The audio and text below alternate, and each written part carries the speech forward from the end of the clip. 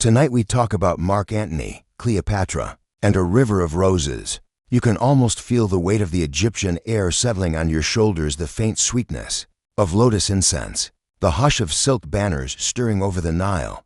The river glows bronze under a sinking sun, and somewhere out there, a barge slides into view, dripping with gold leaf and the scent of cinnamon oil. You probably won't survive this kind of luxury. History says even Julius Caesar did in single quotes so. Before you get comfortable, take a moment to like the video and subscribe, but only if you genuinely enjoy what I do here. And tell me in the comments where you're listening from, and what time it is in your part of the world. Now, dim the lights, maybe turn on a fan for that soft background hum, and let's ease into tonight's journey together. You're drifting along the Nile in the year 41 BCE. The war between Caesar's killers and his avengers has scattered the Roman world into shards. Mark Antony, soldier, showman, hopeless romantic, has summoned Cleopatra VII, the last pharaoh of Egypt, to the city of Tarsus.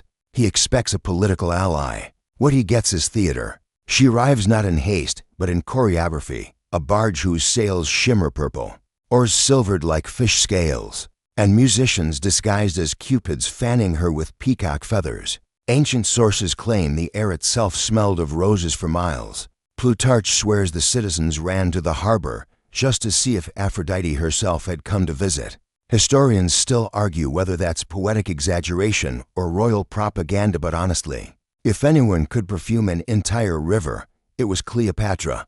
You watch Antony waiting on the dock, his armor gleaming, his ego prepared. He's fought armies, crushed conspiracies, but this is new terrain. Cleopatra steps ashore in robes so fine they hum with static, eyes lined in kohl sharp enough to cut marble. She greets him not as a supplicant, but as an equal, or maybe a dare. The moment her hand brushes his, you sense an empire tilting. Roman records paint Antony as a brute softened by drink, yet here he's something else, almost bashful. Cleopatra speaks in Greek, the language of philosophers, and she speaks it better than most of them. You notice the way she steers the conversation, making Antony believe he leads it. When he jokes about Egypt's opulence, she invites him to see it himself. When he mentions loyalty to Rome, she reminds him Rome owes its grain and its peace to her ships. Somewhere in that verbal fencing, a spark lands. It's not love yet, it's recognition. Two apex predators realizing they could share a throne or devour each other. The night drips on, torches flutter, and you glimpse a detail you'll remember later. Antony laughing too loudly, Cleopatra leaning too close. Her attendants pour wine scented with pomegranate. His captains exchange wary looks. Power smells like honey here, and everyone's a little dizzy from it. You might think the scene is exaggerated by ancient gossip. After all, Roman historians loved drama almost as much as their gods. But the surviving coins, Antony's face on one side, Cleopatra's on the other, prove something real took root. Joint currency means joint rule, and that was no small flirtation. As the barge glides back downriver, the oars dip in rhythm with the music. You can almost hear Cleopatra's whisper carried on the warm breeze.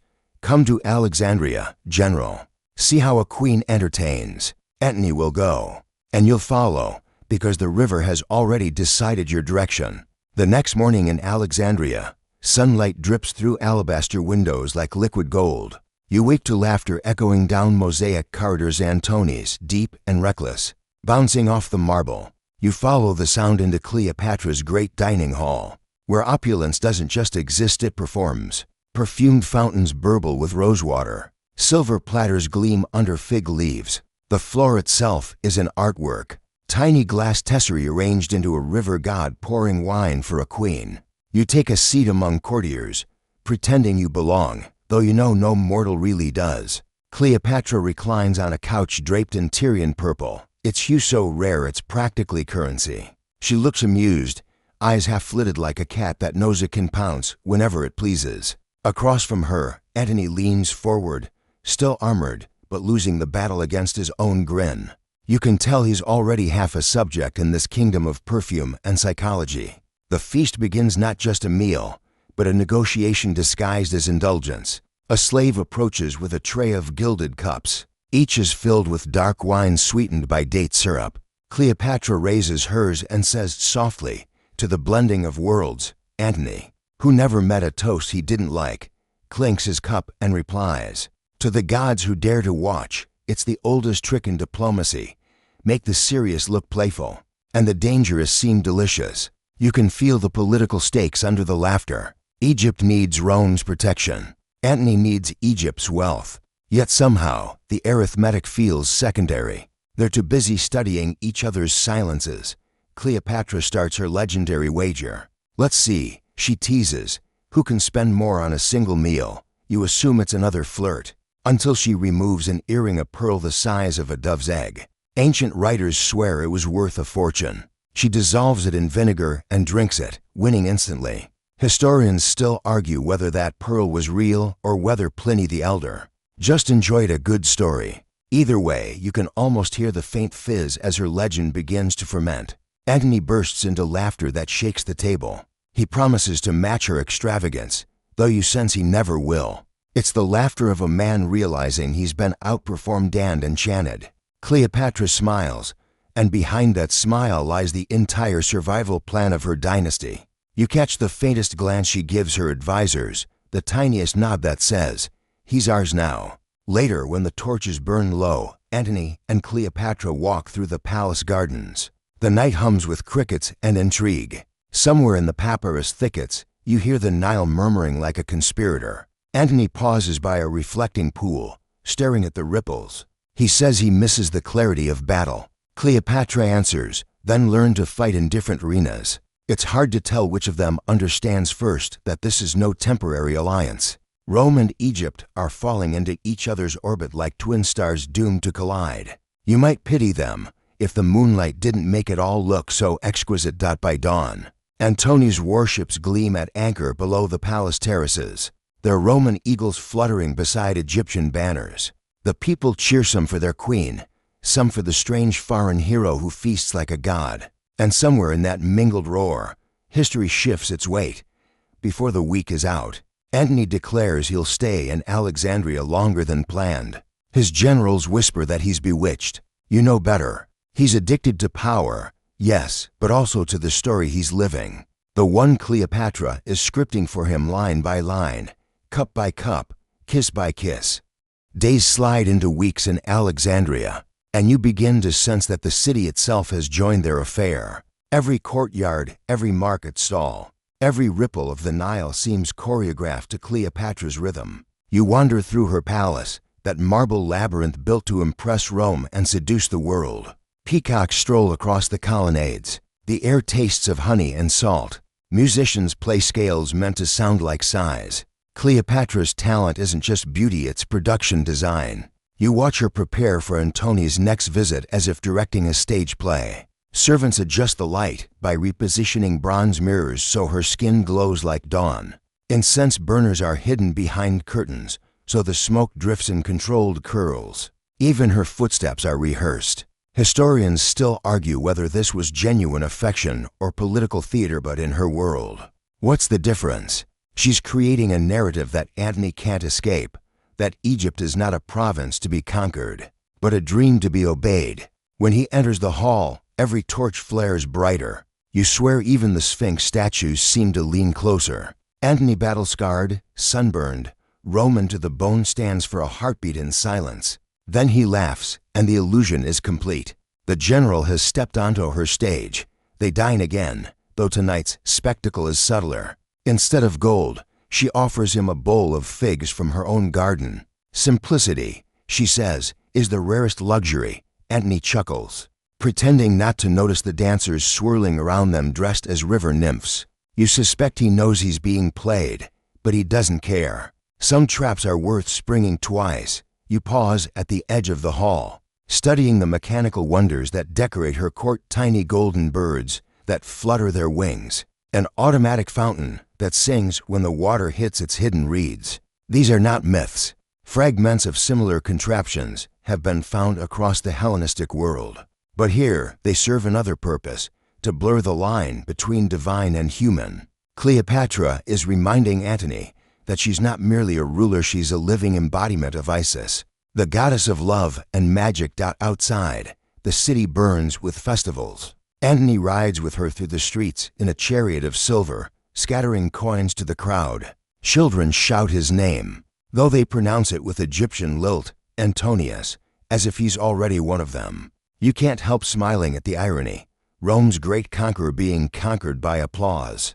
There's a moment, later that night, when Cleopatra takes him to the library's upper terrace. The papyrus scrolls rustle in the breeze, carrying the scent of ink and dust. She tells him of stars that govern human fate, of gods who rewrite destiny when mortals dare too much. Antony listens, half drunk, half dreaming. Do the stars speak kindly of us? He asks. Cleopatra tilts her head. They're watching closely, she murmurs. That's all they ever do. Somewhere behind them, a servant coughs politely one of her astrologers, no doubt ready to record every line for posterity. These two know their affair isn't private. They are performing for eternity, aware that scribes will one day turn every glance into scripture. By now, the palace guards no longer salute Antony as a guest. They kneel as if before a king. You realize the transformation is nearly complete. Cleopatra has remade him not by force, but by fascination.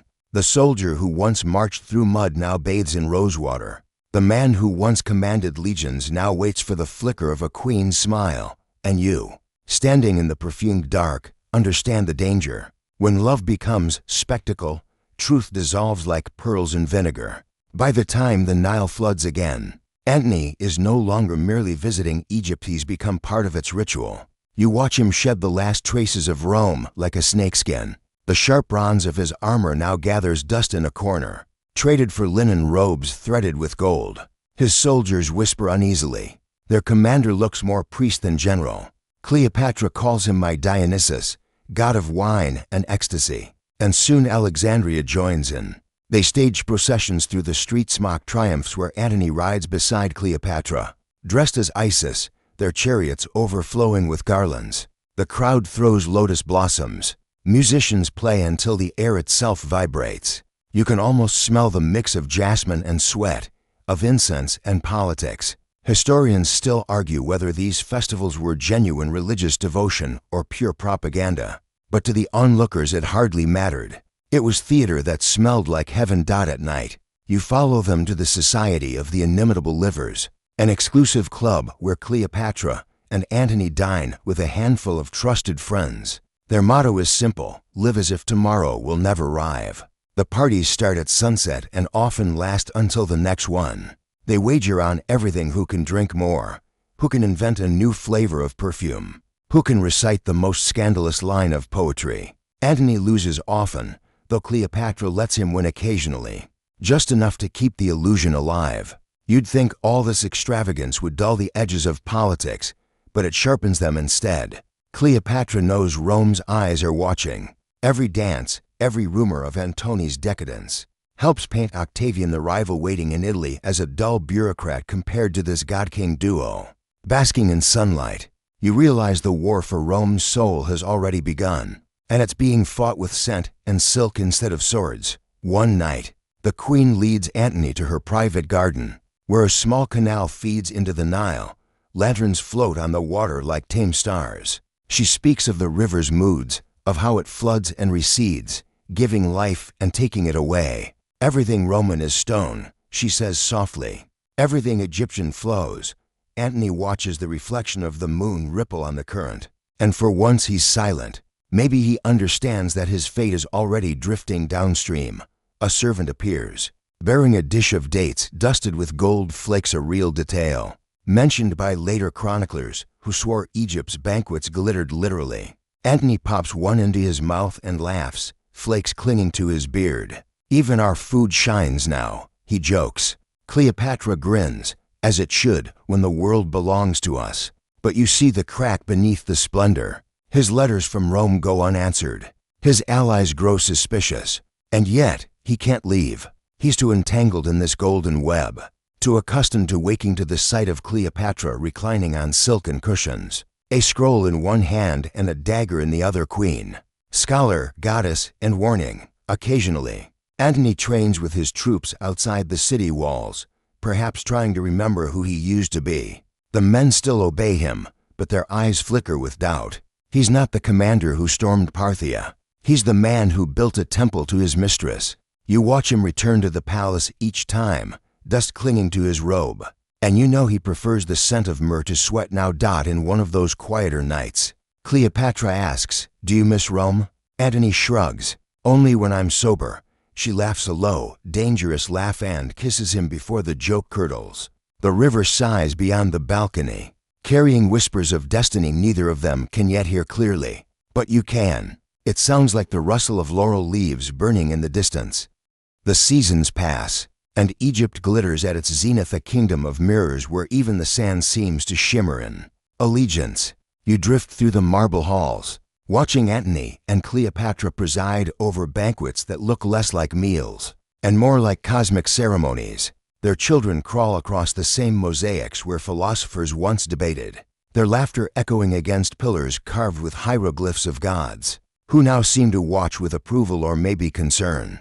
You realize that the pair have stopped pretending they are merely lovers. They are now co-sovereigns, carving out a vision of empire that stretches from the deserts of Libya to the shores of Syria. Antony crowns Cleopatra Queen of Kings, and, with the kind of flourish that makes Roman senators choke on their wine back home, he declares their young son Caesarion, the child she once had with Julius Caesar, as King of Kings.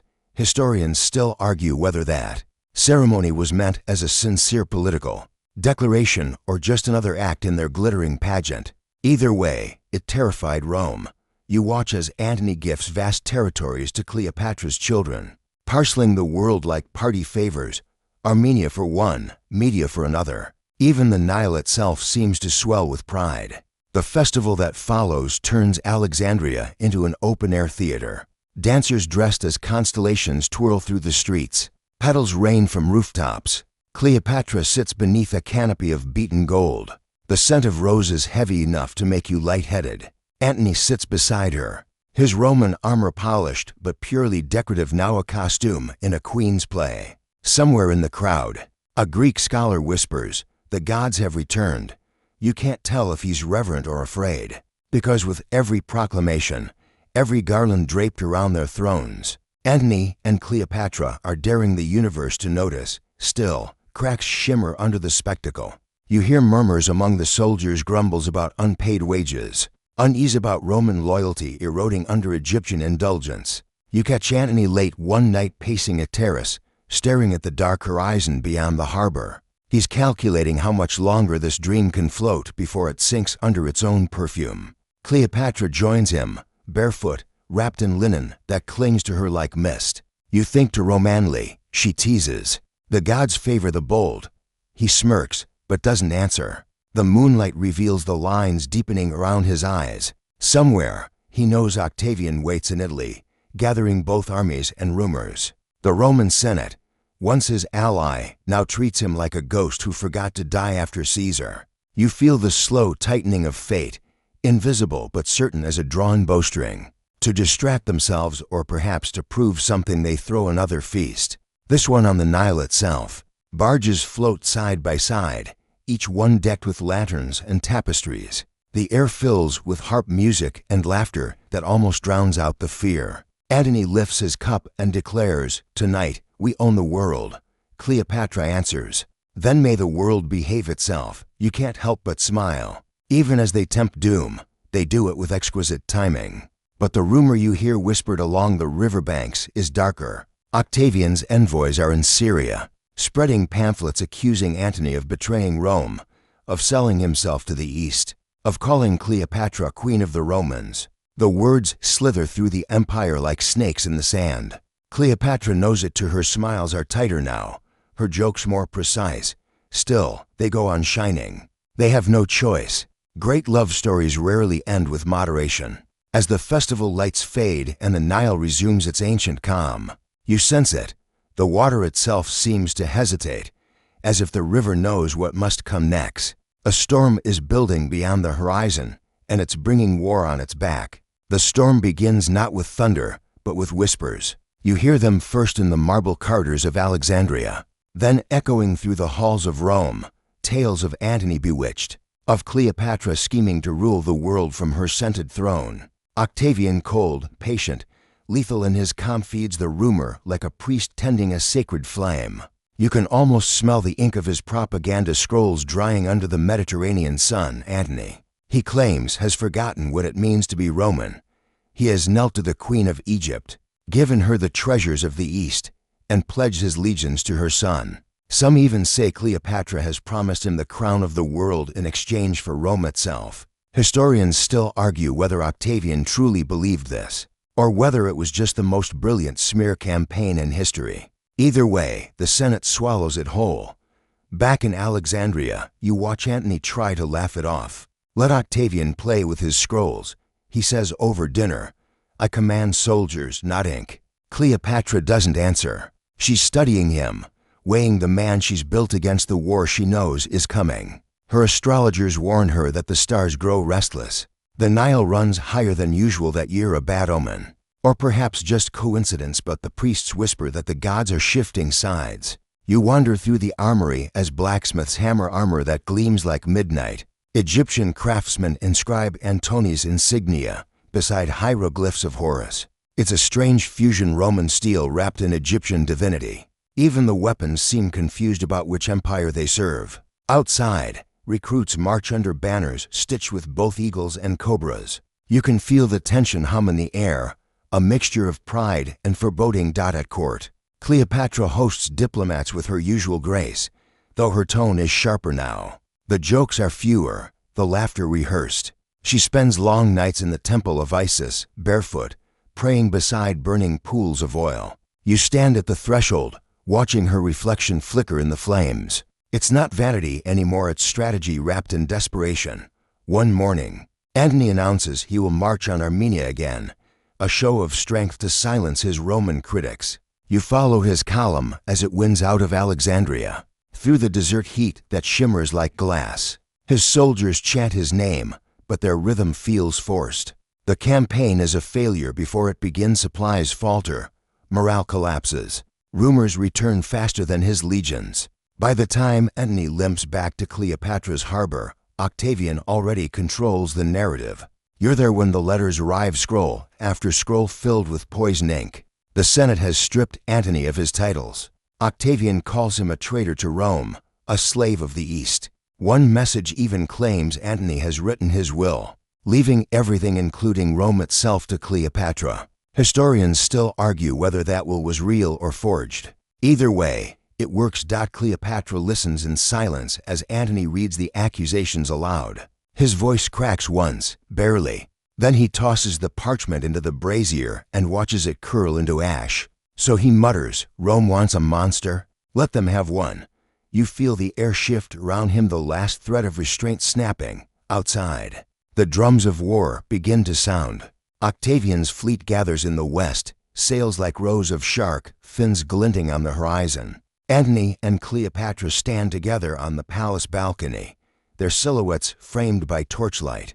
She takes his hand, her expression unreadable. "Then we will meet him on the water," she says. The Nile sighs below them, dark and patient. You can almost hear it whisper, "Every empire eventually returns to the river, and this one is already drifting toward its end." Dawn breaks over the Ionian Sea like a blade drawn slow.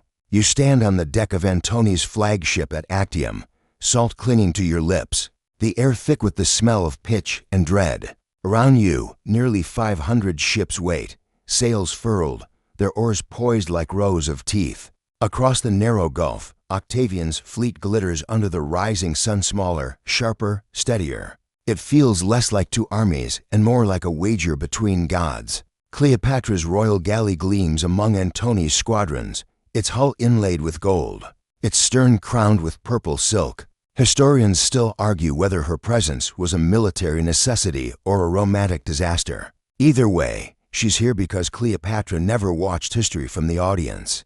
The first horns sound, long and low. Oars dig into the water. The battle begins. You clutch the railing as Antony's ships surge forward, their decks crowded with soldiers who shout for glory and Rome and love, in no particular order. The sea foams red with sunlight. Catapults thud. Arrows hiss.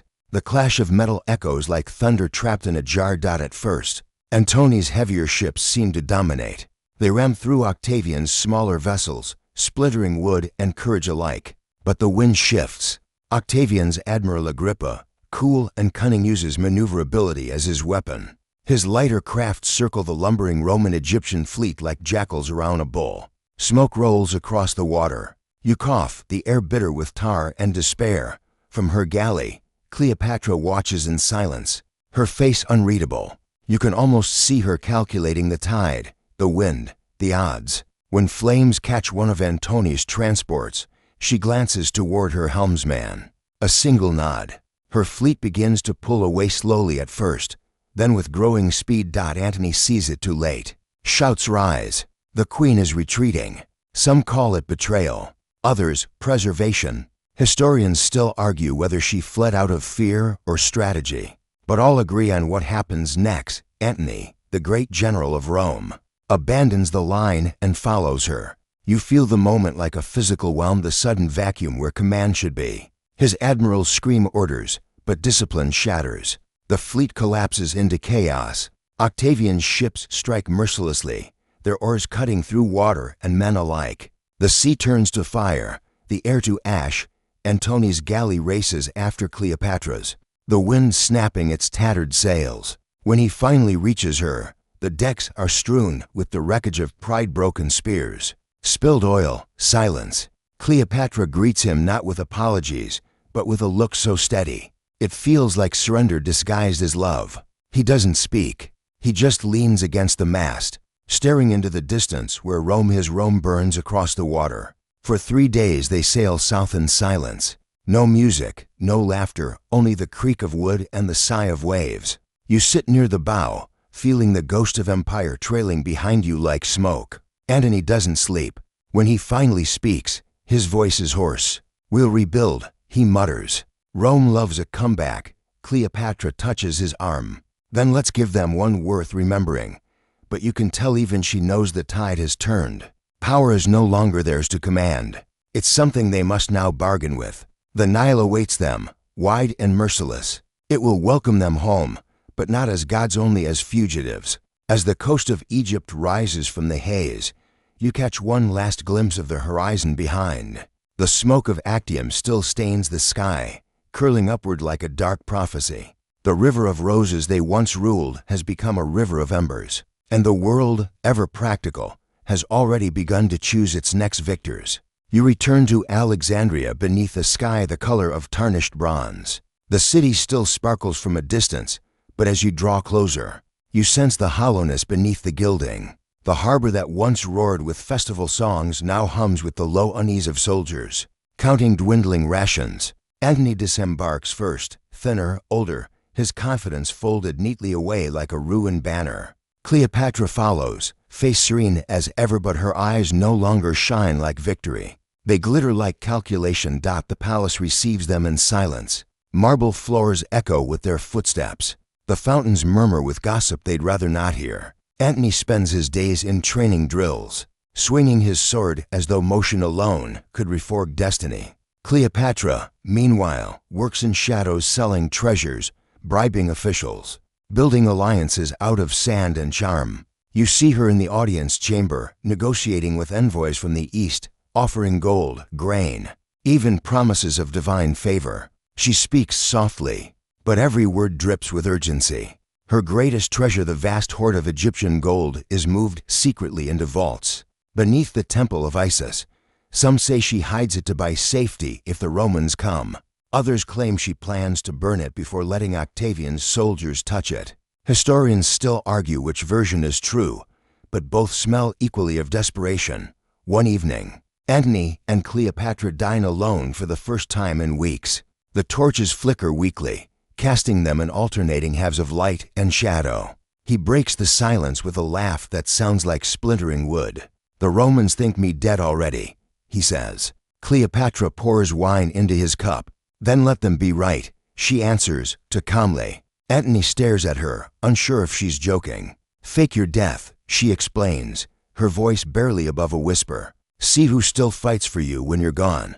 You hold your breath. It's madness and genius." He hesitates, then agrees. The next day, a rumor spreads through the palace that Antony has fallen on his sword. Cleopatra seals herself in her mausoleum, the grand marble tomb she's been building for years, a sanctuary and a stage. She orders the doors barred, the torches lit, and waits. When the false news reaches Antony, he panics.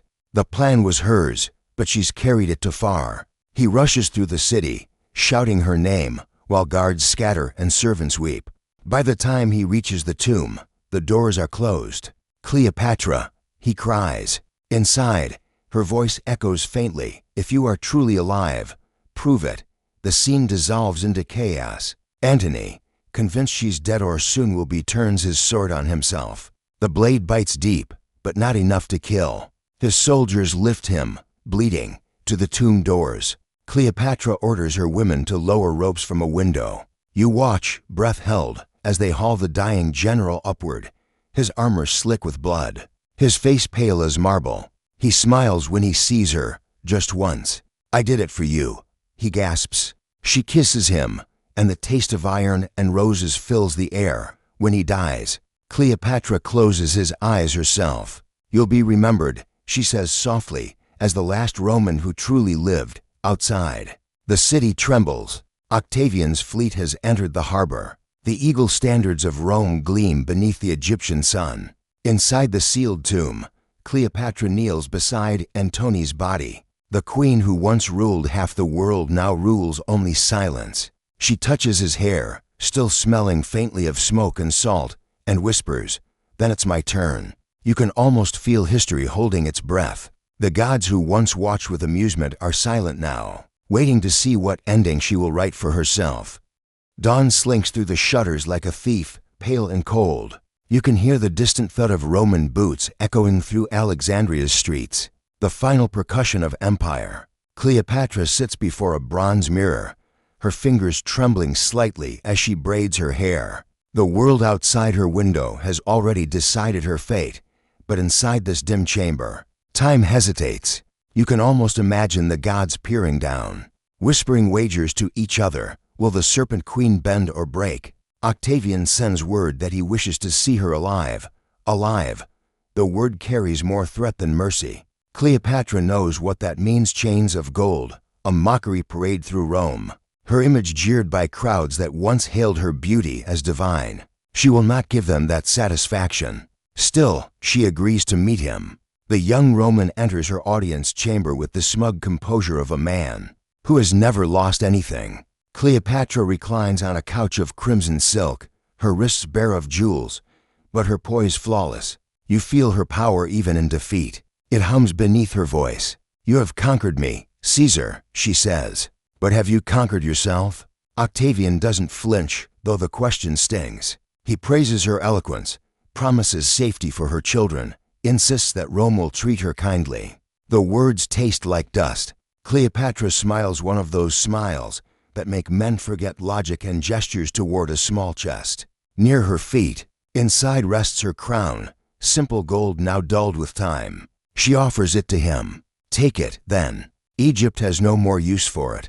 Historians still argue whether Octavian truly intended to spare her or merely delay her end. Until his triumph in Rome, the accounts contradict each other. Roman scribes painting her as a manipulator, Egyptian ones as a martyr. Somewhere between those versions lies the truth, still wrapped in linen and rumor. That evening, she dismisses her guards. Only 2 loyal attendants remain, Iras and Charmian, the women who have followed her through every scandal, every war, every whispered plot. Together they prepare the tomb for one final ritual. Torches burn low, casting their faces in molten gold. Cleopatra arranges Antony's armor beside his body, places a cup of wine near his hand, and sprinkles rose petals across the stone floor until the air itself smells like surrender. You watch as she unwraps a small wicker basket brought by a farmer, supposedly figs. But inside something stirs, a slender coil glimmering faintly in the firelight, an asp, Egypt's own emblem of royalty and death. She strokes it once, almost tenderly. "Beautiful creature," she murmurs, "you and I both were born to strike swiftly." Some say she pressed the snake to her breast. Others claim it bit her wrist. Historians still argue about the method, but not the outcome. Cleopatra lies back against her cushions, lips curving in the faintest smile. The poison works quickly. Iris collapses beside her moments later, followed by Charmian, who adjusts her mistress's diadem one last time before whispering, "So fitting a queen." Even in death, by the time Octavian's soldiers force open the tomb, the air inside is heavy with sweetness and silence. The three women lie perfectly still, Antony's body beside them. For once, even the conquerors pause. You imagine Octavian staring at the scene, realizing that in robbing her of defeat, she has robbed him of triumph. Later, Rome will parade her likeness anyway: paintings, statues, scandalous retellings of her beauty and her sin. But the real Cleopatra, the woman who once commanded fleets and lovers and kingdoms, will sleep here forever beside her Roman general, in a tomb drenched with rose scent and legend. And you can't help feeling that she won after all. Not in battle, but in authorship. She wrote her own ending, one sting at a time. Outside, the Nile drifts on, silent and patient, carrying petals downstream toward the sea. The city mourns in strange silence. Word spreads faster than wine: Cleopatra is dead. Not conquered, not captured, dead by her own design. Outside the mausoleum, crowds gather, murmuring prayers to Isis, others whispering curses to Rome. The people don't quite know whether to grieve or bow in awe. You can almost taste the confusion in the air, thick as myrrh. Octavian orders her burial beside Antony, perhaps out of respect, perhaps out of fear. Even he seems unsettled, pacing among the broken columns as the embalming rites begin. Cleopatra's body is prepared by priests who chant to the rhythm of the Nile's eternal current.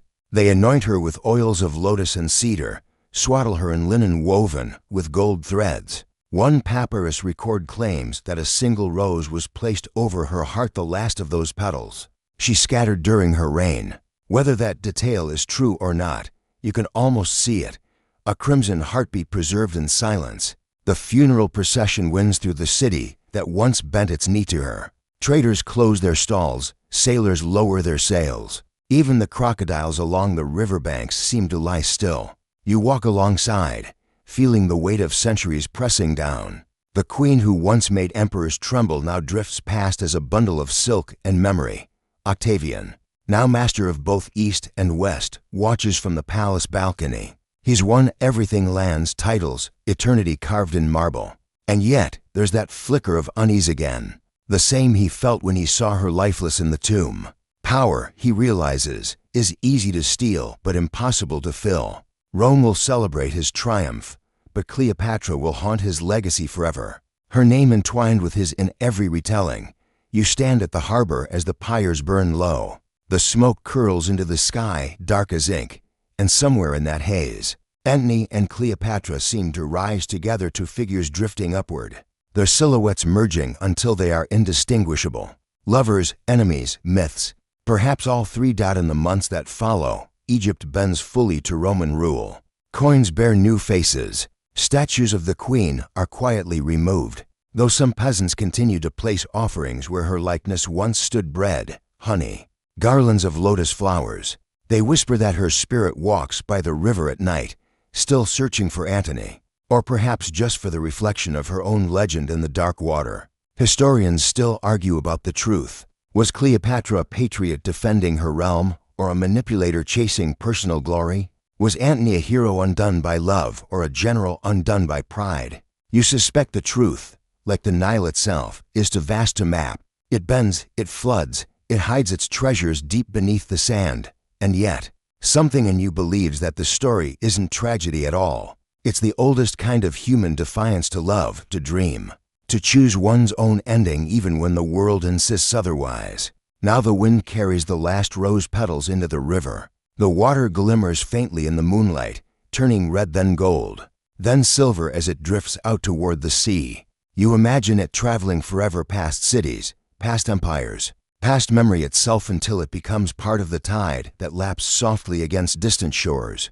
The music fades, the torches die down, the story exhales. And now, you let yourself drift with that river, slow and drowsy. The chaos of battles and banquets fades into nothing but ripples of light. The air cools, the sounds soften, until all that remains is the gentle hush of water brushing against stone. You can almost hear Cleopatra's laughter, distant, carried by the wind fainter each moment, yet never gone. Think of how everything love, power, even despair eventually folds into quiet. Empires crumble, marble cracks, but stories linger. They survive in whispers, in the curve of a statue, in the faint shimmer of a name, half erased by time. That's what you've been following tonight, not the end of people, but the persistence of their echo. Let it lull you. Let the Nile rock you toward rest. The heat of the day cools to a sigh. The stars lean closer, curious, shimmering over the ruins where roses once bloomed and serpents once slept. Somewhere out there, perhaps, Antony still reaches for her hand, and Cleopatra still turns toward the river, smiling. So breathe.